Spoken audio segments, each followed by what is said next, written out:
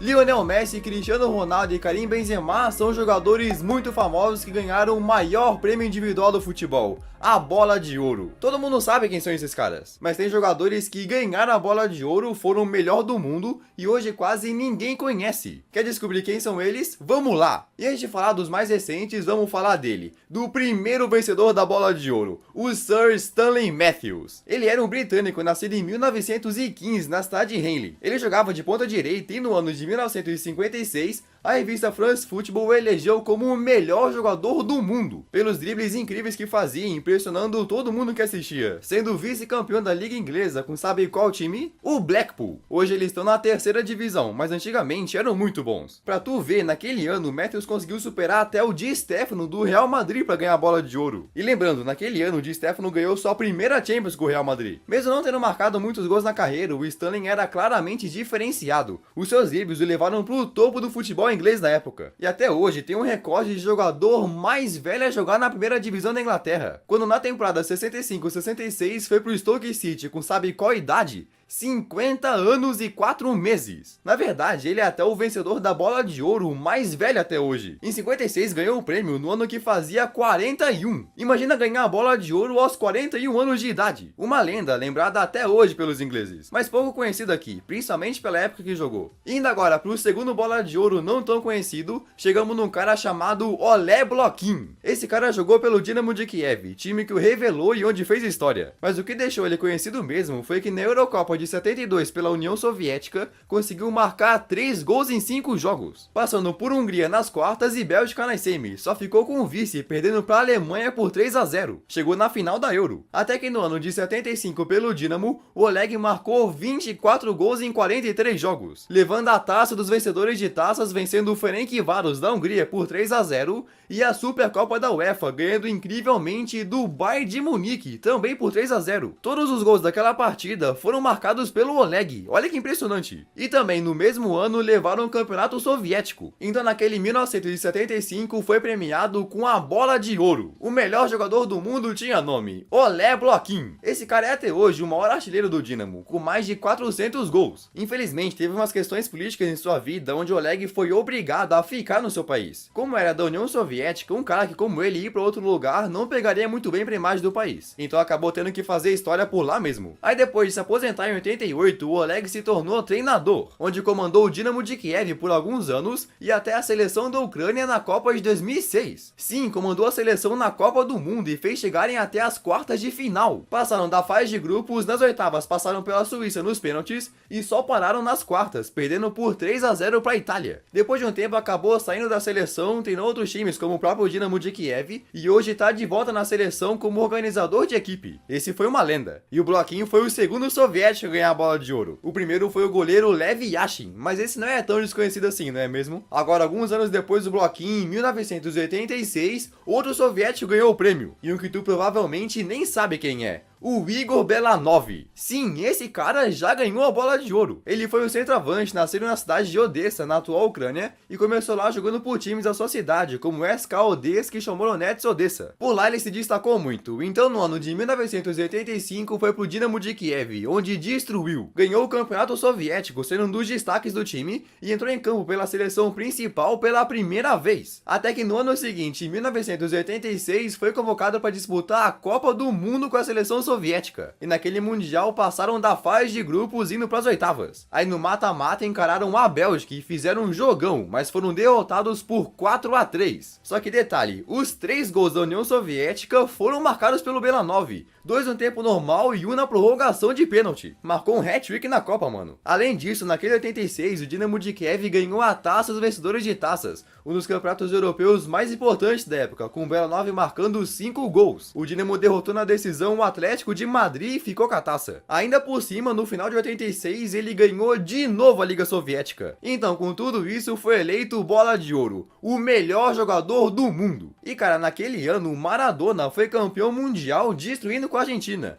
mas naquela época o prêmio da bola de ouro só era dado para europeus, por isso que foi o Belanov o vencedor. Depois disso o cara se transferiu e ainda jogou em times da Alemanha, até que foi para a Ucrânia jogar por times de lá e se aposentou em 1997 pelo Mariupol com 37 anos. No fim ele não seguiu como treinador, mas de acordo com o Transfermarkt trabalha nos bastidores da seleção ucraniana como consultor estratégico. Mas beleza, se o Belanov ganhou quando o prêmio só era dado para jogadores europeus, no ano de 1995 finalmente começaram a incluir jogadores de todos os continentes. E nesse mesmo ano o premiado foi um cara que muita gente nem imaginaria, e um que com certeza é um dos pilares do futebol africano na história, o George Weah, sendo até hoje o único jogador africano a ganhar uma bola de ouro. Nem o Salah ganhou o que o Weah conquistou. Se você acompanha o canal tá ligado quem é ele, mas muita gente não conhece. Esse cara nasceu na capital da Libéria, um país no canto da África, fazendo fronteira com Serra Leoa e Costa do Marfim, começando sua carreira profissional em times da Libéria mesmo, como um chamado Invincible Eleven. Depois partiu para times de países em volta, até que foi contratado pelo lendário treinador Arsène Wenger para jogar no Mônaco. Aí ficou alguns anos lá e foi transferido em 92 ao Paris Saint-Germain,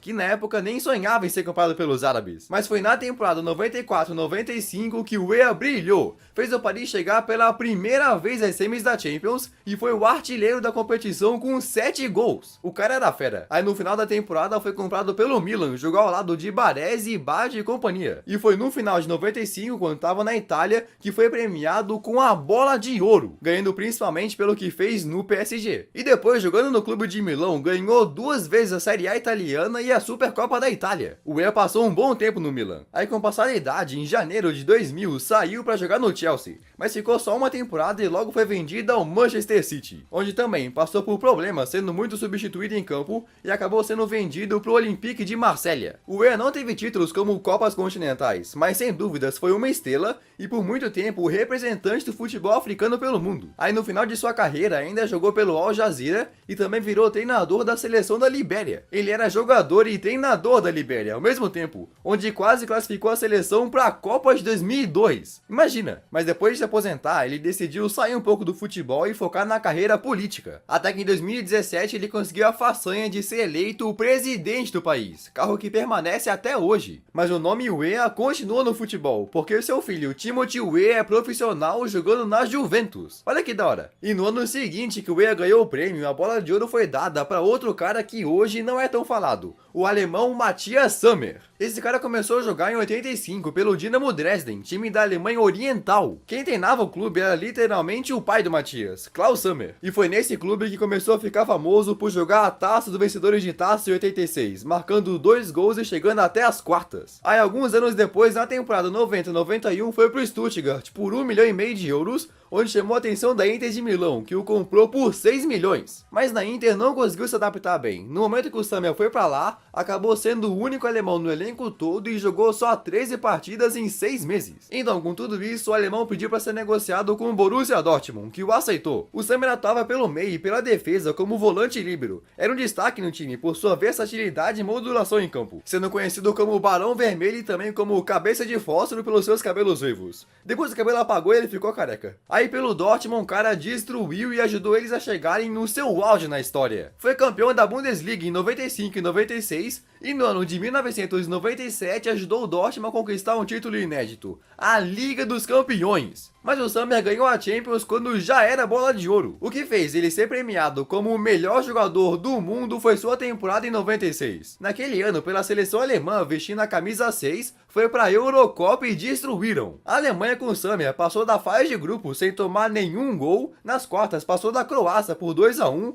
derrotou o time da casa Inglaterra por 6-5 nos pênaltis e na final derrotou a República Tcheca para se tornarem campeões europeus. E na decisão venceram por só 2-1 com um gol de ouro na prorrogação. Então Sammer foi o grande destaque e ganhou o prêmio de melhor jogador da Eurocopa, o que deu para ele a bola de ouro de 96. Mas sua carreira não durou muito. Logo no ano de 1998, com só 31 anos, ele se aposentou. Isso porque teve uma grave lesão no joelho que não conseguiu se recuperar, então saiu dos gramados. Mas depois disso, ele voltou pro futebol como técnico e treinando o Dortmund ganhou a Bundesliga de 2002. Hoje não é mais técnico, mas trabalha nos bastidores do Borussia Dortmund e da seleção alemã como consultor de gestão. E por fim, o sexto jogador não tão badalado que ganhou a bola de ouro foi um cara da República Tcheca chamado Pavel Nedved. O Nedved é para muitos um exemplo de meio campo e meio armador completo. Era apelidado de Mago Tcheco por sua frieza e qualidade em campo. Ele nasceu em Cheb, na extinta Tchecoslováquia, atual República Tcheca, e começou num time da região chamado Dukla Praga. Aí logo se destacou e foi pro Sparta Praga, um dos maiores clubes do país. Lá ganhou o Campeonato Nacional e a Copa da República Tcheca. Mas o seu auge não foi por lá, e sim quando se transferiu pra Itália. Entre 96 e 2001 jogou na Lazio e ganhou muita coisa,